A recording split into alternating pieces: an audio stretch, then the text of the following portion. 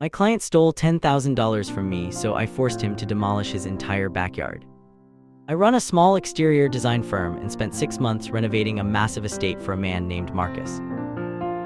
Marcus signed off on every single detail, including a custom mixed navy blue paint that cost $4,000 for the materials alone. The day I finished the final walkthrough, Marcus crossed his arms and told me the color was a disaster. He claimed I had pressured him into it and that it looked like a cheap motel.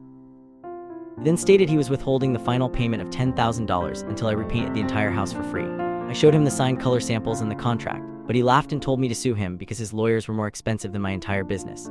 He actually bragged that he was using my stolen $10,000 to start a massive, unpermitted sunroom project in his backyard. I knew Marcus had a history of bullying contractors, so I did not argue. I quietly filed a legal lien on his property to secure my debt, and then I waited. I noticed his new construction was being built directly over a major utility easement and violated the strict city setback codes for our district.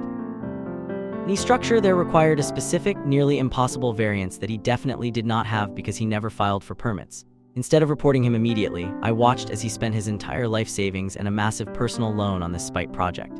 He hired a cut-rate crew to work through the night to get it done fast. Morning after Marcus posted a video celebrating his finished glass sunroom, I called the city building inspector.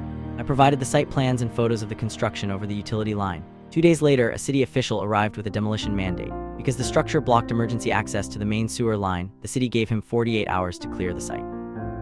Marcus lost $80,000 in materials and labor, and he still has to pay my lien with interest. My boss told me to leave if I hated his rules, so I took his entire company with me.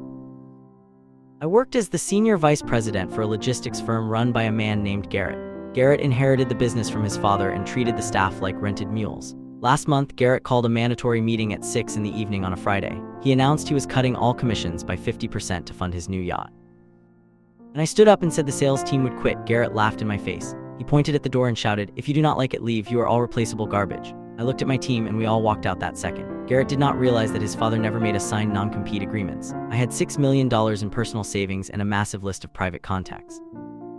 At weekend, I signed a lease on a vacant office space directly across the street from Garrett. I called every single employee. By Sunday night, 19 out of 21 staff members had signed contracts with my new firm. On Monday morning, Garrett arrived at his office to find it completely empty. Not a single phone was being answered. I spent the next 48 hours calling our top 20 clients. I offered them the same service with the same team they already trusted, but with a 20% loyalty discount. Every single high-paying account jumped ship. Garrett tried to sue me, but the judge tossed the case because Garrett had literally told us to leave. By the third month, Garrett had to file for bankruptcy and sell his father's building to cover his debts. I bought the building at auction for pennies on the dollar. Now, Garrett works as a delivery driver for the very clients he used to own. He has to see my logo every time he pulls into their loading docks. He told me to leave, so I did, and I took his entire life with me. A real estate agent tried to sell my own land to a developer, so I made her pay me $50,000.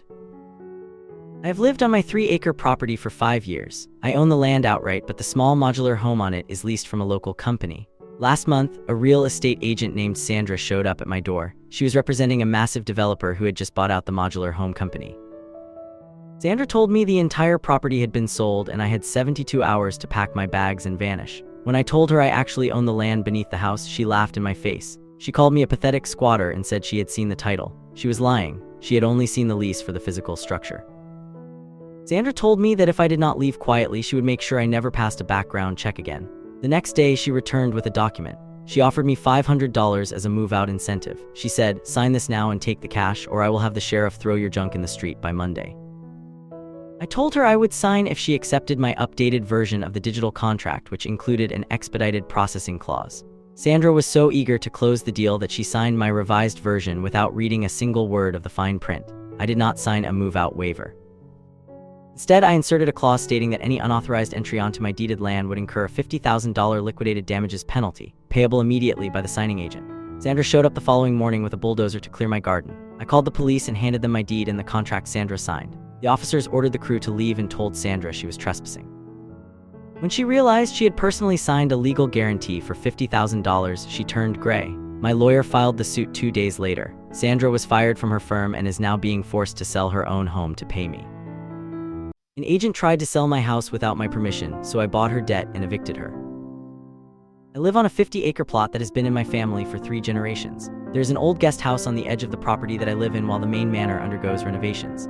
Last month, a real estate agent named Sarah showed up at my front door with a lockbox and a for sale sign. She told me I had 48 hours to vacate because the house was under contract. When I told her I owned the land, she laughed in my face and called me a lying tenant. Sarah was representing a distant cousin who claimed he owned the guest house, but he did not realize that my grandfather had only granted him a life estate for the building, not the land. Sarah refused to look at the deed or perform a proper title search. She started bringing aggressive developers onto my lawn, trampling my private garden and shouting about demolition. She even hired a private security team to block my driveway and harass me at night. She told me, "Someone as poor as you does not deserve this much land, so move out or get dragged out." I contacted my lawyer, but then I found a faster solution. My grandfather had left me a massive trust fund I had never touched. I discovered that Sarah's boutique agency was drowning in predatory high-interest loans to stay afloat during the market dip. I used my inheritance to buy out her entire firm's debt portfolio through a shell company. By Monday morning, I was the sole owner of her agency's mortgage and her personal line of credit. I called an emergency meeting at her office. Sarah started screaming that I was trespassing until I sat in the owner's chair. I looked her in the eye and said, "Your debt is now my asset and you are in total default." I fired her on the spot, sued her for illegal trespassing, and reported her license to the board for fraud. She lost her career, her savings, and her home within a single month. My boss demanded we sleep at the office to prove loyalty, so I took his entire company away. Marcus owned a mid-sized software firm and worshipped hustle culture. Last month, he called us into the lobby. There were 15 sleeping bags on the floor. Marcus smiled and said, "The new update launches in 2 weeks. From now on, your beds are here. If you go home, you're choosing to leave this company permanently." He then grabbed his jacket to go to a luxury steakhouse dinner. I was the lead developer and kept the key codes. Marcus told me to set the security system to a hard lockdown at 10 p.m. to ensure nobody snuck out. At 9:55, Marcus realized he left his phone and car keys on his desk. He came back and pounded on the glass doors, but the timer had already started. The building was a fortress. I stood on the other side of the glass. Marcus screamed, "Open the door right now or you're all fired." I looked at my team. We were tired, underpaid, and done. I told him through the intercom, "You said leaving was a choice to quit. You left. We are just following your rules." We spent the night using the office high-speed servers to finalize the paperwork for our own firm. Every single person signed on. That morning, we had registered a new business called Horizon Tech. When the doors finally unlocked at 6 a.m., Marcus stormed in, red-faced and shaking. I handed him 15 resignation letters. We walked across the street to a vacant office space I had scouted weeks ago. I called our 3 biggest clients. They had only stayed because of my team's work. When they heard Marcus had tried to imprison us, they canceled their contracts with him immediately. Marcus lost 90% of his staff and his entire revenue stream in 24 hours. He tried to sue us for breach of contract, but his own lawyer told him that forced labor and illegal confinement made his contracts worthless. He's currently filing for bankruptcy while we just hit $10 million in annual revenue. My boss told me to leave if I hated his rules, so I left and took every client with me. I worked as a senior account executive for a boutique logistics firm owned by a man named Garrett. Garrett was the kind of person who bragged about his new Porsche while his employees' health insurance checks bounced. Last month, he called me into his office and dropped a bombshell. He was cutting my commission on all existing accounts from 10% to 0% effective immediately. When I told him that commission was half my income and violated our signed agreement, he laughed. Garrett leaned back and said, "If you do not like the new terms, you are welcome to leave, but those clients belong to me." What Garrett forgot was that I had signed every one of those clients to my own independent LLC before he hired me as a contractor, a detail his cheap lawyer had completely overlooked in my initial paperwork. I spent the next 48 hours calling every single account on my list. I told them Garrett was being investigated for serious financial irregularities and offered to move them to my new firm for a 20% discount. Every single one of them signed a termination notice for Garrett by that afternoon.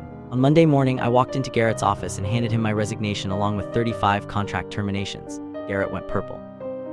He started screaming that I was stealing his livelihood and that he would have me arrested for grand larceny. He picked up his desk phone and shouted, "I am calling the police right now, you backstabbing loser." I pulled my own phone out of my pocket and put it on speaker. A voice on the other end said, "Dispatcher 97, what is your emergency?" I looked Garrett in the eye and said, "You do not need to dial, Garrett. I have been on the line with the fraud division for 10 minutes reporting your offshore tax evasion." Garrett froze as sirens began wailing in the parking lot. He lost his business, his house, and is currently serving 4 years for tax fraud. I now run the largest logistics firm in the state.